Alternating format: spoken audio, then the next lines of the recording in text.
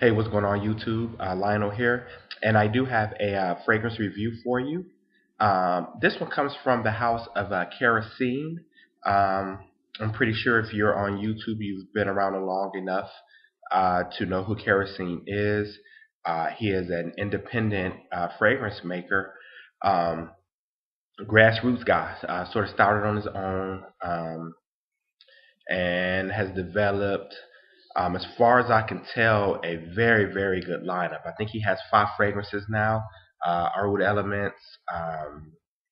He has Oud Elements, Copper Skies, Creature, Whips and Roses, Centennium Slivers, and now he has 2 more, and I can't wait to get my nose on them. They sound very, very good. One is a raspberry patchouli scent, and the other is a woodsy scent. I mean, just all woods as far as I can tell.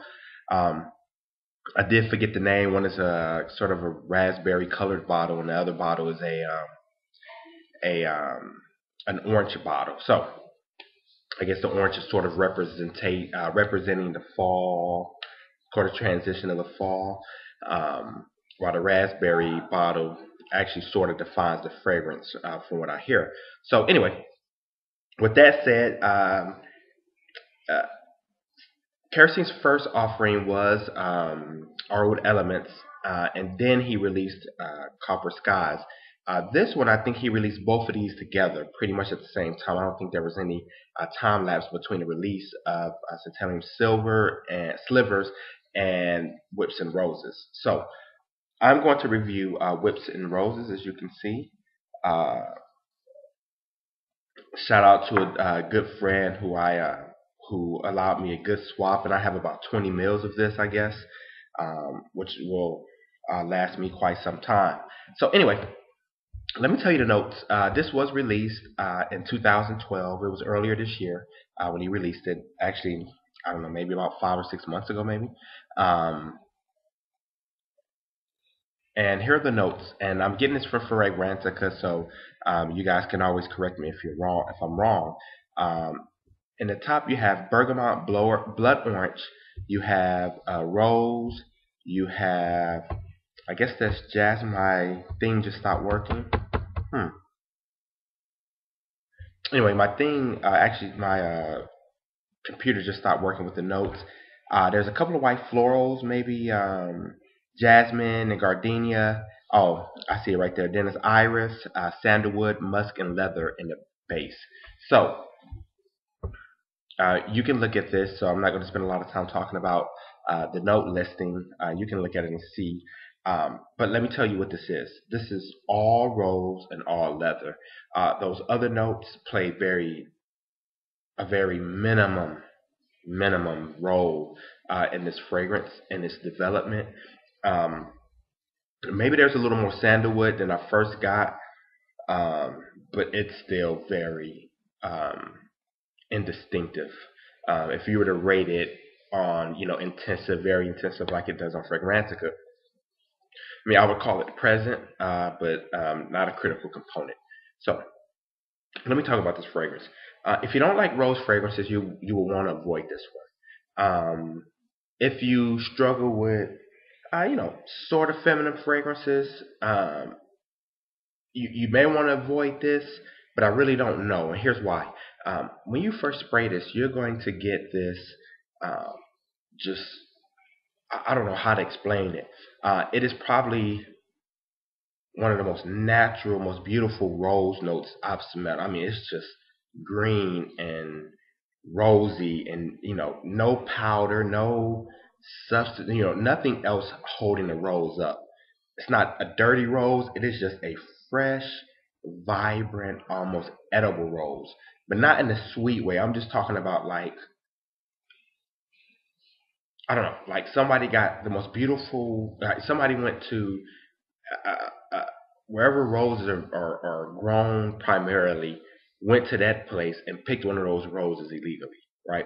And here's what I mean by illegally, because sooner or later this rose gets caught, right? So this guy, so how about this?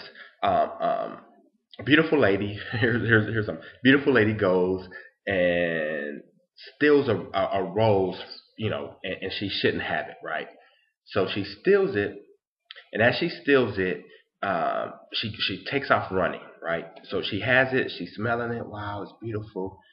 She does this. She's just delighted. She's astounded on how beautiful this rose is. It's everything she wanted, right? So she goes looking for these roses. It's everything she wants. She takes the rose, uh, smells it, and all of a sudden she hears sirens, right? The alarms goes off. As she does this, she takes off running, right? She takes off running. So she can't really smell the rose. There's a memory of the rose there. There's hints of it. Just it's there. The rose is present, but it's not really there. And so she wants to change clothes, and when she goes and she puts on a leather Catwoman suit or something like that, right? She goes to put on this leather suit, and in the leather suit, she hides the rose in the inside pocket, right?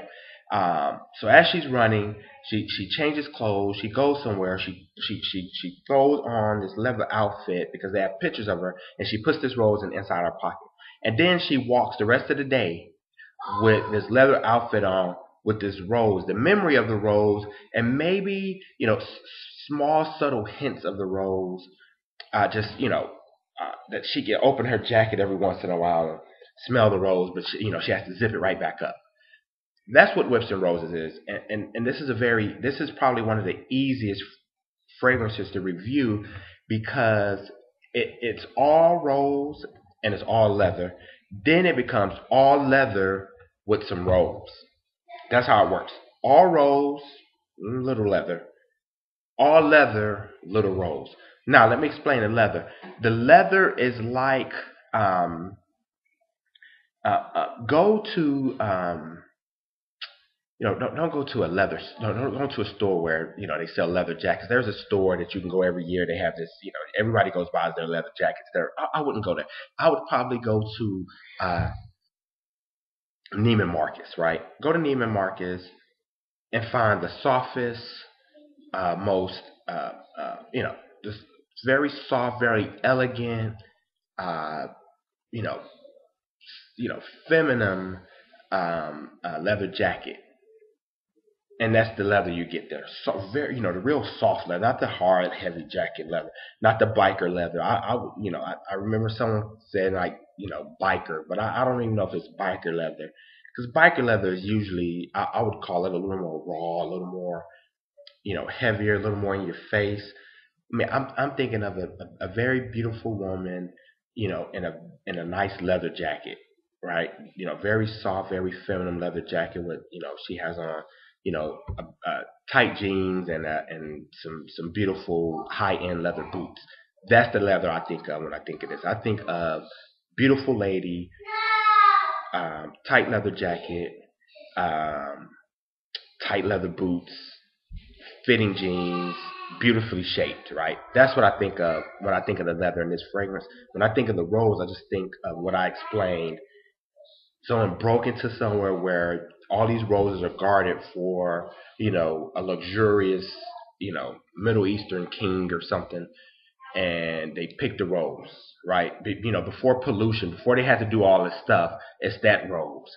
Um, and that's what you really have in these fragrances. And it just so this is leather and this is rose, right? This is leather, this is rose. So the rose is here, right? When the fragrance first, and this is the leather. You see my hand? I can barely see it on the camera.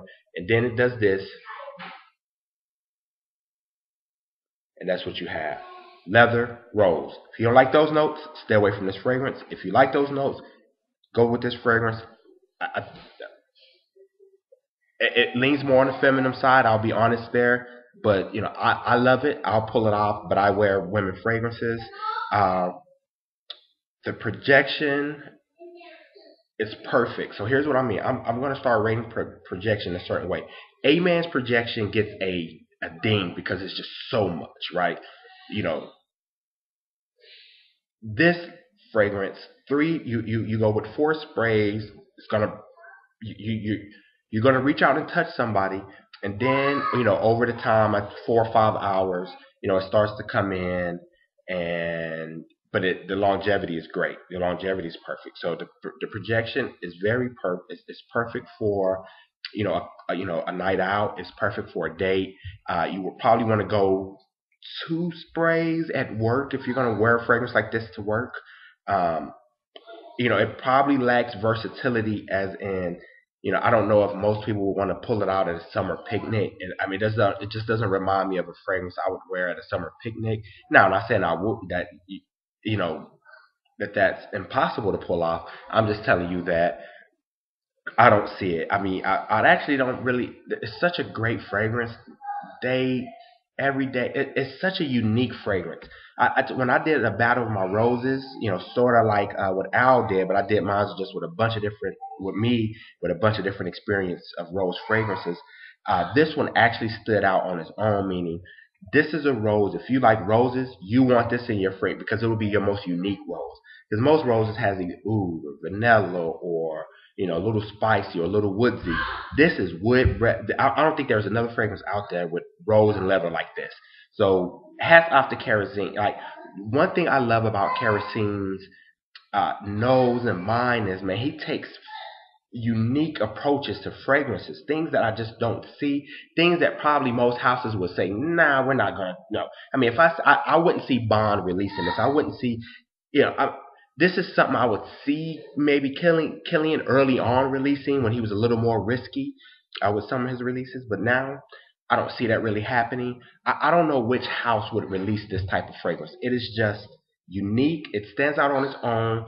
If you're a lover of rose, get it. If you're a lover of leather, get it, because it is just a perfectly blended fragrance. So that's all I can say. I give this very high ratings. Definitely get your nose on it. I would definitely see guys who don't like the feminine fragrances running away from it, and that's perfectly fine. I think those who want something a bit different in their collection, this will probably be one of the most unique fragrances. Nothing that shocks you. I mean, I don't think anybody is smelling it will shock them, but they'll just be like, that's pretty sharp. You ever see a movie and you're just like, oh, that's a pretty good plot. Like, it wasn't as outstanding. You don't go home and sleep on it, but you just, you sit back and meditate after the closing, after the credits start rolling. You be like, oh, that was pretty good, right? That's what I think about this fragrance. When I smell, I said, that was a pretty freaking good idea. That was a good job, Kerosene. So hats off to you, Kerosene. If you ever watch any of these videos, I'm sure you don't much anymore. I'm sure they're keeping you busy with everything you're doing. But this is a beautiful fragrance. I mean, it is just beautiful, soft, beautiful lady leather, wonderful rose, terrific longevity, great projection. Highly recommended. So that's it for me. Whips and Roses, House of Kerosene 2012. Peace.